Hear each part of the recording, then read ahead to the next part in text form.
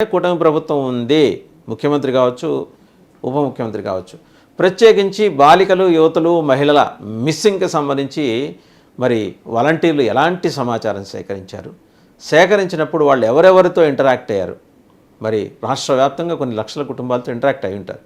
Interact అయినప్పుడు వాళ్ళు సేకరించిన సమాచారం తాలూకు రిపోర్ట్స్ ఎక్కడున్నాయి, ఐప్యాక్ దగ్గర ఉన్నాయా, ఐప్యాక్ సిస్టంలో ఇంకా ఉంటే వాటిని ఎలా క్యాప్చర్ చేయాలి, ప్రభుత్వం దగ్గర ఉండే అవకాశం అయితే లేదు, ఎందుకంటే పూర్తిగా ఐప్యాక్ పరంగా జరిగింది కాబట్టి.